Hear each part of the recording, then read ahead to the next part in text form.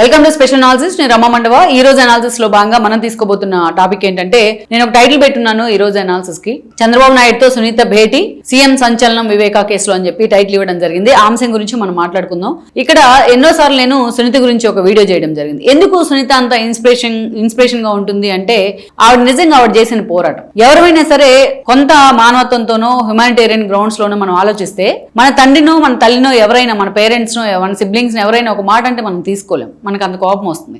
అలాంటిది వివేకానంద రెడ్డిని తన సొంత కాన్స్టిట్యున్సీలోని తన సొంత ఇంట్లో సొంత బాత్రూంలో అత్యంత పాశావికంగా మర్డర్ చేస్తాయి. పూర్తి స్థాయిలో ఆ అంశం మీద ఎవరు అండలేకపోయినా ఇప్పటిదాకా ఆవిడ పోరాటం చేస్తూ వచ్చింది. ఎక్కే గడప దిగే గడప తేడా లేకుండా ఆవిడ పోరాటం చేసింది. అయినా ఆవిడ కోరుకున్న న్యాయం దక్కలేదు. అటు కోర్టుల నుంచి దక్కలేదు, ఇటు జగన్మోహన్ రెడ్డి వైపు నుంచి కూడా దక్కలేదు. ఇక్కడ మనం చూస్తే జగన్మోహన్ రెడ్డి ఆ రోజు ఈ విషయంలో ఎన్నిసార్లు మాట మార్చారు అనేది ఒకసారి మనం గుర్తు చేసుకోవాలి. ఫస్ట్ దాన్ని గుండెపోటు అన్నారు, ఆ తర్వాత కాసేపటికి గొడ్డల పోటు అన్నారు, ఆ తర్వాత చంద్రబాబు నాయుడు చేతిలోని కత్తి పెట్టి ఆయన పేపర్లో నారాసుర రక్త చరిత్ర పేరుతోని మొత్తం మీడియా అంతా అనేక రకాల కథనాలు వండి వార్చారు. ఆ తర్వాత మనం చూస్తే ఇంకొంతసేపటికే మొత్తం ఇదంతా కూడా సునీత ఎప్పుడైతే తనతో డిఫర్ అయ్యారో, సునీతనే చేసింది అని చెప్పి ఆమె పేరు బయటికి లాగారు. ఇంకో దశలో ఆమె భర్త నర్రెడ్డి రాజశేఖర రెడ్డితో కలిసి ఆవిడ చేసిందని మాట్లాడారు. ఇంకో దశలో అటు బీటెక్ రవి మీద ఆదినారాయణ రెడ్డి మీద కూడా విమర్శలు చేశారు. వాళ్ళిద్దరూ ఉన్నారని చెప్పి వాళ్ళని ఇన్వాల్వ్ చేశారు.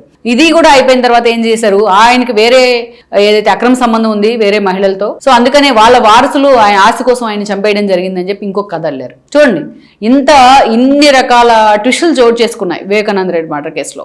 ఎవరైనా సరే, ఇందాక నేను ఆల్రెడీ చెప్పినట్టు, మన తండ్రినో మన తల్లినో ఒక మాట అంటేనే మనం పర్సనల్గా తీసుకోలేం. అలాంటిది జగన్మోహన్ రెడ్డి తన తండ్రి విషయంలో అంతే చేశారు, తన చిన్నాన్న విషయంలో అంతే చేశారు.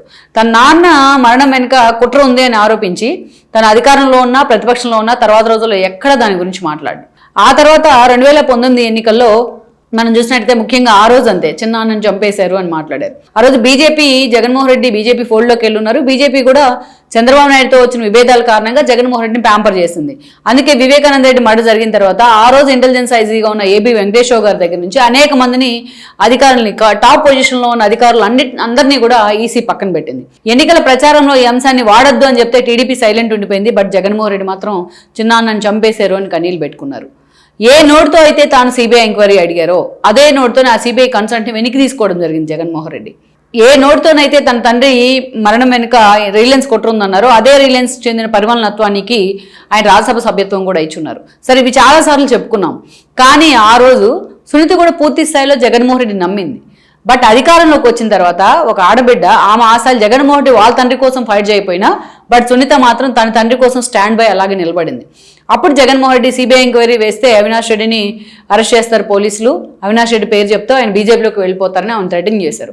అందుకే అప్పుడు జగన్ నిజస్వరూపం గ్రహించిన తర్వాత ఆవిడ బయటికి రావడం జరిగింది. అప్పటి నుంచి ఆవిడ చేసిన పోరాటం ఫలితంగానే భాస్కర్ రెడ్డి అరెస్ట్ అయ్యారు. అవినాష్ రెడ్డి అరెస్ట్ అనుకున్న సమయంలో సిబిఐ అధికారులు ఆయన థ్రెటన్ చేసి మరీ భయపెట్టడం జరిగింది. బీజేపీ అండ చూసుకున్న రోజు జగన్మోహన్ రెడ్డి అలాంటి అరాచకాలు జరిగినాయి. మొత్తం వైఎస్ఆర్సీపీ కోసాలు కదిలిపోయేలాగా ఆ రోజు చూస్తే జగన్మోహన్ రెడ్డి ఓఎస్డీగా ఉన్న కృష్ణమోహన్ రెడ్డి దగ్గర నుంచి భారతీరెడ్డి పిఏగా ఉన్న నవీన్ రెడ్డిని కూడా సిబిఐ అధికారులు విచారణకి పిలిచారు. అయినా సరే సునీతకి న్యాయం జరగలేదు. కోర్టుని ఏపీ నుంచి తెలంగాణ కేసుని ఏపీ నుంచి తెలంగాణకి మార్పించుకున్నా ఆమెకు న్యాయం జరగలేదు. అందుకే ఆవిడంటే అంత అడ్మైరింగ్ ఎందుకు పొలిటీషియన్స్ కానీ కామన్ మ్యాన్కి కానీ పులివెందుల్లో కానీ ఆవిడ చేసే పోరాటానికి, ఓ తండ్రి చావు వెనక ఎవరున్నారు అనేది ఇన్ని రోజులుగా ఆమె ఫైట్ చేస్తూనే ఉంది, చేస్తూనే వస్తుంది. మొన్న సిబిఐ కోర్టు క్లియర్గా దీని మీద ఒక ఇన్స్ట్రక్షన్ ఇచ్చింది, ఇంకా తేల్చాల్సింది ఏమీ లేదు అన్న తర్వాత ఆవిడ కన్నీళ్ళు పెట్టుకున్నారు. నేను బాధితురాలను అయితే నన్ను నిందితురాలను చేస్తున్నారు, అయినా సరే నా పోరాటం ఆపను అన్నారు. లేటెస్ట్గా ఒక డెవలప్మెంట్ జరిగింది. దీంట్లో ఆవిడ తెలంగాణ హైకోర్టును అప్రోచ్ అయ్యారు. మళ్ళీ సిబిఐ ఎంక్వైరీ ఫర్దర్ ఇన్వెస్టిగేషన్ చేయాలి, పూర్తి స్థాయిలో నిజాలు నిగ్గుదేర్చాలి అని చెప్పి అప్రోచ్ కావడం జరిగింది. తెలంగాణ హైకోర్టు కౌంటర్ దాఖలు చేయాలని చెప్పి సిబిఐని ఆదేశించింది. సో ఆ ప్రొసీజర్ నడుస్తూ ఉంది.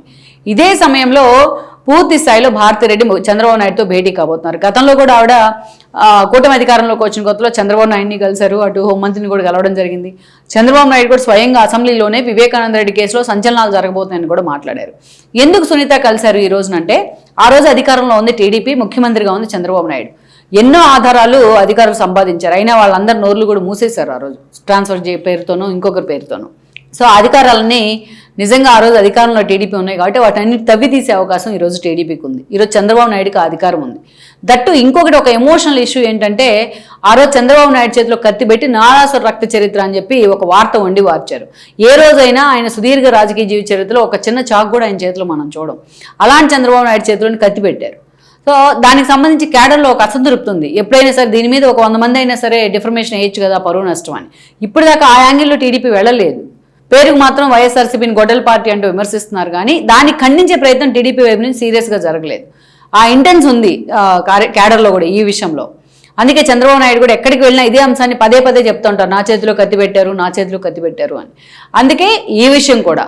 సో ఆ దిశగా టీడీపీ ఇంప్లీడ్ అవ్వాలి సునీత కేసులో అని చాలామంది అభిప్రాయపడుతూ ఉన్నారు ఆ పార్టీలో ఉన్న సీనియర్ నేతలు. సో నిన్న మనం చూసి ఆదినారాయణ రెడ్డి లాంటి వాళ్ళు కూడా మాట్లాడుతూ ఉన్నారు. అలాంటి పరిస్థితుల్లో సునీత ప్రభుత్వం వైపు నుంచి కూడా పూర్తి స్థాయిలో మాకు సహకారం ఉండాలి, పూర్తి స్థాయిలో తన తండ్రి కేసు విషయంలో సపోర్ట్ చేయాలి అని చెప్పి ఆవిడ చంద్రబాబు నాయుడుతో భేటీ కాబోతున్నారని చెప్తున్నారు. గతంలో జగన్మోహన్ రెడ్డి అక్రమాస్తుల కేసులో శంకర్రావు కేసు ఫైల్ చేస్తే టీడీపీ ఇంప్లీడ్ అయింది, ఎర్రనాయుడు ఇంప్లీడ్ కావడం జరిగింది ఆ రోజున.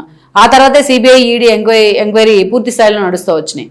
అందుకే పిల్ల కాంగ్రెస్ తల్లి కాంగ్రెస్ అంటూ కూడా ఆ రోజు జగన్మోహన్ రెడ్డి టీం టీడీపీని టార్గెట్ చేసేవాళ్ళు. సో అలాంటి స్థితిలో ఈరోజు సునీత మరొకసారి ఈ కేసు విషయంలో చంద్రబాబు నాయుడుది ఆయన ప్రభుత్వానికి పూర్తి సపోర్ట్ తీసుకోబోతా ఉంది. ఎందుకంటే ఆల్రెడీ బీజేపీ కూటమిలో భాగస్వామ్యం అయ్యింది కాబట్టి చంద్రబాబు నాయుడు సపోర్ట్ అంటే బీజేపీ సపోర్ట్ కూడా ఉన్నట్టు. ఆవిడకి న్యాయం జరగాల్సిందే అని అందరూ ఏకకంఠంతో మాట్లాడుతూ ఉన్నారు కాబట్టి ఆవిడ ఈరోజు చంద్రబాబు నాయుడుని కలిసే ప్రయత్నం చేస్తూ ఉన్నారు. చంద్రబాబు నాయుడు కూడా సునీత పోరాడడానికి ఒక ఎండార్స్ చేయాలి, దాన్ని ఎలాగైనా ఒక న్యాయం జరగాలి కావడానికి అన్నట్టుగా మాట్లాడుతూ ఉన్నారు. సో మొత్తానికైతే మాత్రం సునీత చంద్రబాబు నాయుడుతో భేటీ తర్వాత వివేకానంద రెడ్డి మర్డర్ కేసు విషయం మాత్రం అనేక కీలక మలుపులు తీసుకోబోతుంది అన్నదైతే వాస్తవం.